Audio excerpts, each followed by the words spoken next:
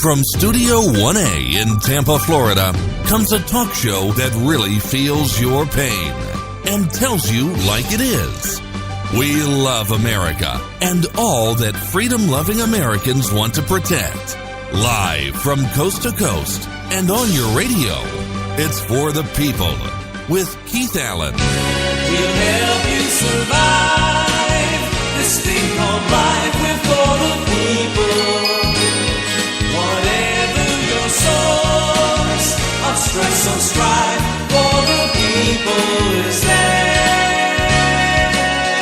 Well, hello, Mr. and Mrs. America. I am Keith Allen, and proudly welcoming you into this Tuesday's edition of For the People on October the 3rd, 2017. President Donald Trump has just arrived into San Juan, Puerto Rico, for a briefing on Maria responses to meet the victims and to see what they can do to help out the poor, struggling people of Puerto Rico, where it literally looks like a war zone. Some streets that I went down in western Puerto Rico, dear Lord, just got a phone call from my wife saying that my mother-in-law's remains are ready to be picked up at the funeral home.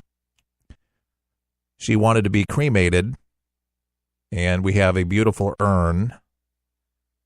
But my wife asked after the show, would I come with her she said her stomach's in knots. I had to pick up her items from the nursing home yesterday, and I got to tell you, part of me wanted to look into the room to see what was going on in the room where she used to stay for a little over a year. There was somebody, days after her death, was already in the bed. I said to the counselor, boy, they rented out that room real fast, didn't they? And there was a lady in another room, and I tell you, I don't know what, it had a striking resemblance. I knew it wasn't her, but looked really similar to Abuela. We called her Bila. The kids called her Bila. But she passed. Thank you for all your prayers. She was struggling for a long time with a lot of health ailments. She had renal failure with all her organs kind of shut down, and ultimately heart failure, and just a big consortium of different things. But big thank you to the doctors at Tampa General Hospital, because they really helped keep her alive along with your prayers. But God does work through doctors and medicine, and they put her on dialysis, and that bought her some more time, and just did a lot of balancing acts to try to keep her fluid retention down after the big heart attack. So she didn't have pulmonary edema, but they did a lot of things she couldn't drink much water, and they had her on a special diet.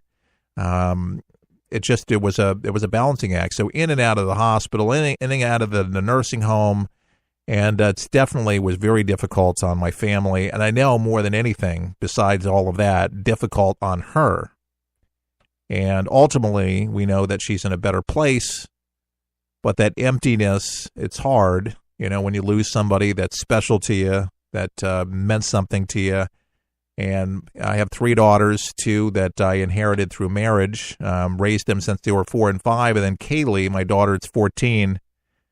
And just walking through this with them, it's challenging. And so, it's a grieving period. It's a process. But I thank God that I have faith. Thank God that I do know that there's a God that loves us and has a place for us, and that this is not the end, because there's so many gloomy stories out there, storms. And I think it's a metaphor for a life. And I've said this before on several programs over the last several weeks, that there's something I think to learn from all of this, that this is not our final destination. This is not our permanent home. Everything that you see, everything that you hear, this is temporal, and it can be gone in just a moment. And it's amazing how fast people cling to each other. Even perfect strangers. You could see it there in Vegas, where people would come to the aid of people immediately and be your heroine for somebody they didn't know and take cover like officers do, or what the Secret Service does for the president. They'll take a bullet. Well, people did, not just for their loved ones, but for strangers, to protect them, to shield them. It brought the best out in somebody.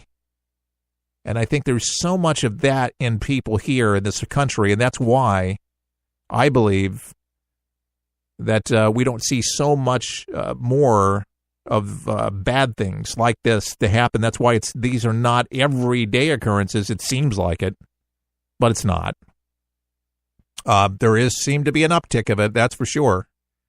I think about the horsemen in the Bible, in Revelation, it talks about the end days. I wonder if we may not be either in the last days or heading into the last days, but it does seem a lot darker. I don't remember the 1980s, folks, things like this. It does seem like there's something in the air. It does seem like there's something going on. I can't put my finger on it, but a lot more violence, a lot more storms for sure. The earth is moving a lot more. It's something's happening, folks, and I think it's an opportunity to get people to go back to church and get right with Jesus, if you will. And, I'm preaching to myself, folks. Preaching to myself. All right, let's get back into it. Last night, if you did not hear, the Empire State Building in the Eiffel Tower went dark to honor the victims there in Las Vegas. Videos posted on Twitter show the Empire State Building in New York City and the Eiffel Tower in Paris both going dark to mark the massacre, in which killed at least 59 people to this date today, being the October 3rd date, 2017, where more than 500 plus now wounded. All attended a concert, but they did this in sympathy for the victims, those affected by the attack, and a lot of other cities that may not be recognized did so in their way. Some people have had their own candlelight vigils just to try to stand in solidarity. A lot of prayers going up, a lot of churches saying a lot of prayers for the people, because you can imagine this was very unexpected. My mother-in-law, we kind of expected it, that it was. We weren't shocked, but shock is something people are going through right now in our country, and I think all of us kind of feel. I mentioned on my first hour, kind of numb about it, and I hope to God you remain emotionally in touch, able to feel something, opposed to nothing, because some people say this has become so common that, it just, there's another shooting, and I've heard people say this, where I've mentioned it to them, and they may not have known the events or looking for a comment, and they'd say something like, it's just another shooting. It's another shooting. But it went down as the worst massacre, but it was a shooting. But it was the worst massacre in United States history from numbers. The sheer numbers of injuries and deaths. What the paramedics are going through, what the people are going through that were at that concert. Unreal. By the way, we talked about gun control, and our president was heading out to San Juan today and was asked about gun control. And I wanted to mention something that I had touched on earlier today about how many Republicans are supporting gun control and have supported gun control. And who pointed this out is the Washington Post via Newsmax today. And you can go to Newsmax.com, and the Post, it said, Washington Post analyst, many Republicans support gun control. Because people sometimes think that that's just a Democratic idea, which it's not. And according to the Washington Post analysis of General Society survey data since 1972, which I was just 2 years old back then, mind you, a majority of Republicans have supported a law that would require a police permit before anyone can purchase a gun. Partisan differences emerged during the presidency of Barack Obama, according to analyst Stephen V. Miller of Clemson University, political science assistant professor. Even among men who own guns and identify themselves in the survey as strong Republicans, support for police permits for gun purchases was around 50-50, Miller reported.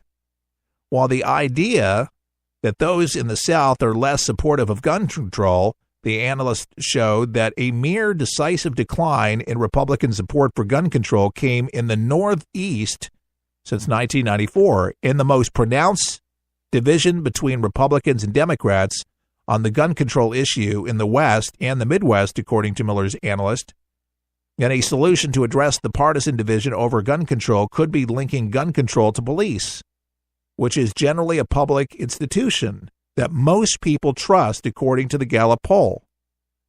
If the police issued gun permits instead of the government in general, at least some Americans would be more in favor of such controls, according to the Post and this one analyst, which is very interesting. What do you think of that report of this analyst? Do you believe that?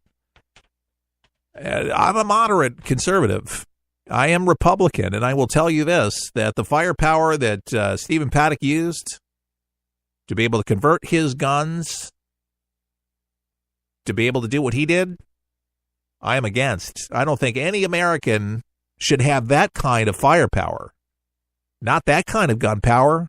Are you going to war? He did go to war on innocent civilians. Innocent civilians that did nothing wrong.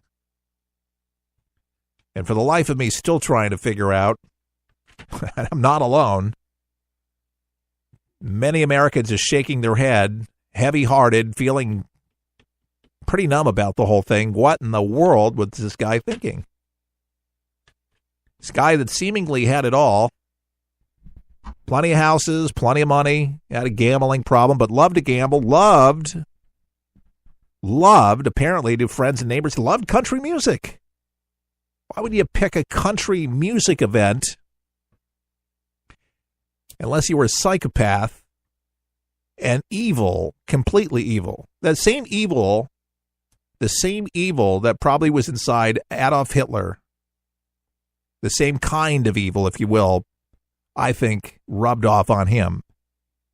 That same thing that would allow thousands and thousands and thousands of Jews into a furnace, millions, which I know. But to allow that, that's the kind of thinking that you just have no regard for another human being. How could you? They're looking for medication bottles. They're trying to look for some kind of answer that would answer that question. I have a letter that I want to read that comes from the hand of Taya Kyle, a patriot. And you may remember the story, the American Sniper movie that was made. Taya Kyle, co-author of America Wife, of Love, War, Faith, and Renewal. But, of course, her late husband, Chris Kyle, legendary U.S. Navy SEAL and author of bestsellers American Sniper and American Gun. She has a foundation that's devoted to strengthen marriage of veterans and first responders and is an active public speaker. But she wanted to write a letter to the NFL in the wake of all these protests and people taking a knee. And if you let me, I'm going to go ahead and read this letter. You are doing your part to bring people together and heal the world. That's really how healing works. We heal by loving each other and leading by example, showing people what is possible when we love each other just as we are and not only recognize our differences, but celebrate them and look at how we can use them together to make us jointly better than our separate parts. You are doing your part, celebrating each other based on skills, talent, and joint vision without regard to color and religion. You were doing your part, and we were doing ours. We showed up cheering and groaning together as one. We talked in the concession lines and commiserated and celebrated our team together. Did it ever occur to you that you and we were already a mix of backgrounds, races, and religions? We were already